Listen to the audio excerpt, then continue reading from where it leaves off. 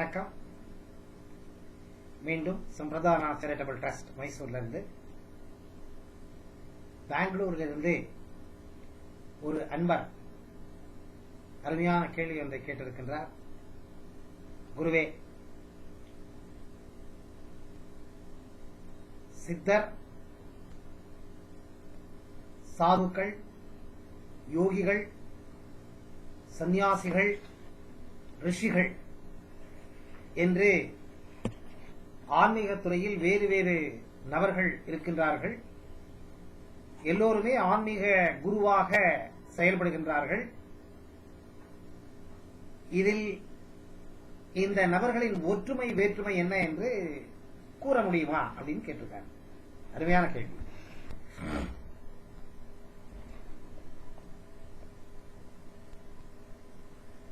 சித்தர், சித்தரை பத்தி எடுத்துப்போம். இந்த சித்தர்ங்கிறவங்க சாதாரணமா தமிழ்நாட்டு மூலத்துல வந்தவங்க. இவங்களுடைய லீனியேஜ் அப்படின்னு சொல்றோம். இந்த லீனியேஜ்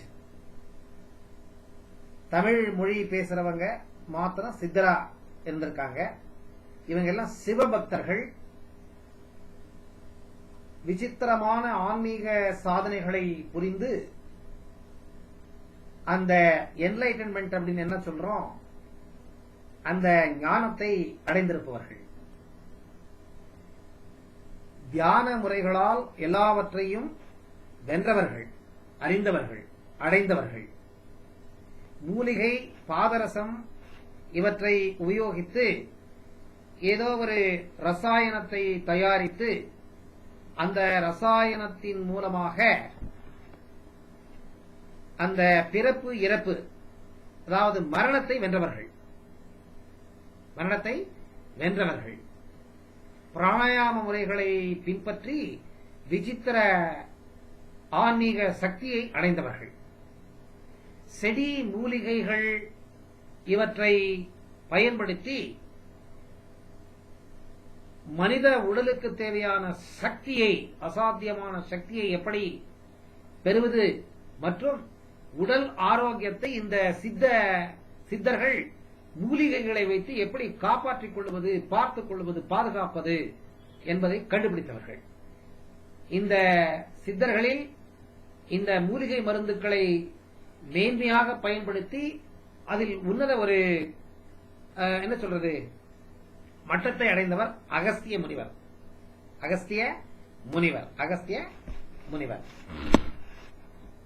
இந்த நாடி ஜோதிடம் அப்படின்னு சொல்றோம் இல்லையா, இந்த ஓலை வடிவத்தில், அதாவது தான் அடைந்த சித்தியை வைத்துக் கொண்டு ஓலை வடிவத்தில் எல்லாத்தையும் இந்த ஓலையில இந்த நாடி ஜோதிடத்தை கண்டுபிடித்தவர்கள் சித்தர்கள்.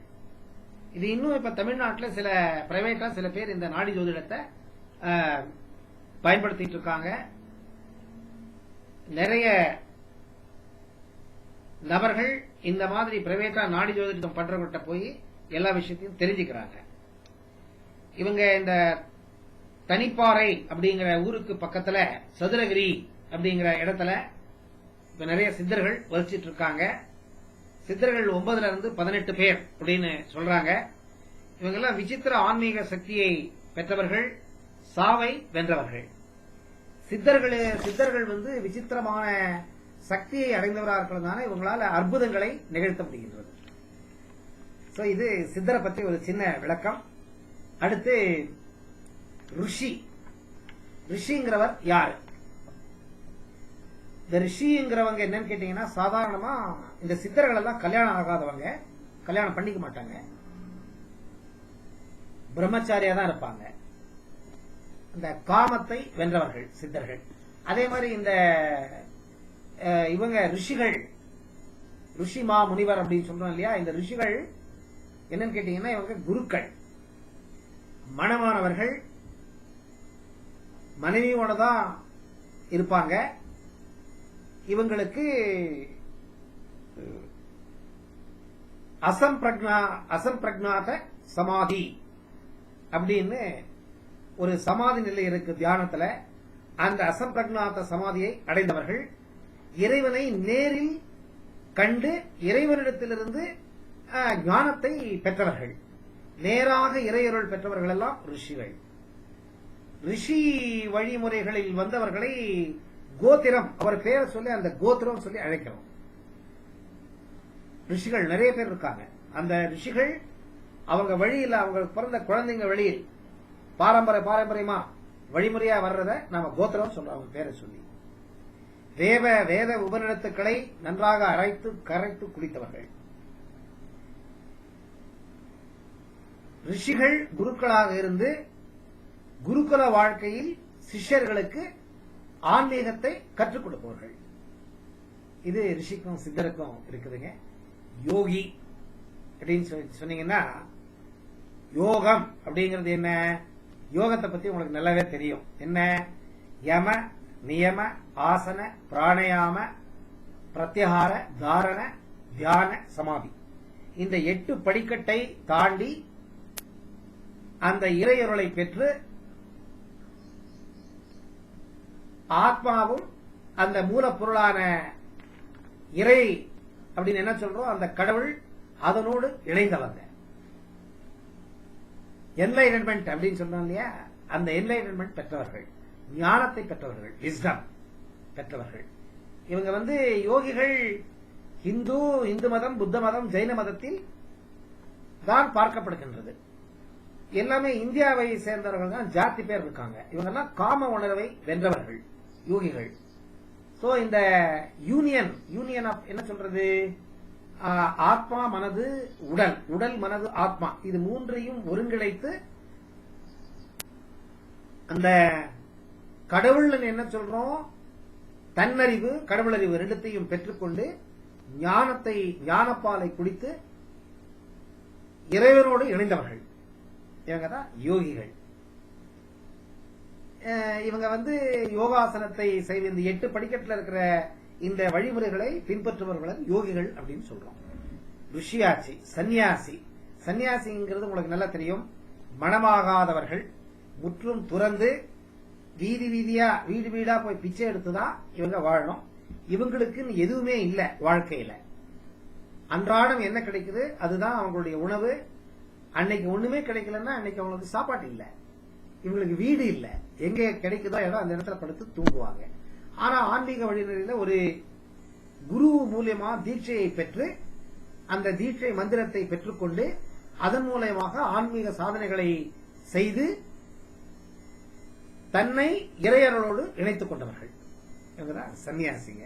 சன்னியாசிங்களுக்கு என்லைட்டன்மெண்ட் கிடைக்கணும்னு இல்ல, துறந்து வாழறவங்க அவ்வளவுதான். அடுத்து இந்த சாது அப்படின்னு சொல்றாங்க இல்லையா, இந்த சாதுங்கிறவங்க என்னன்னு கேட்டீங்கன்னா, இவங்க சன்னியாசியா இருக்க வேண்டிய அவசியம் இல்லை. அதுக்குன்னு கல்யாணம் பண்ணிக்கிட்டு தான் வாழணும்னு இல்ல. ஆனா சாதாரணமா சாதுக்கள் எல்லாம் சம்சாரத்தில் இருந்துகிட்டு இந்த சாத்வீகம், ரஜசிகம், தமசிகம்னு 3 குவாலிட்டி இருக்கு.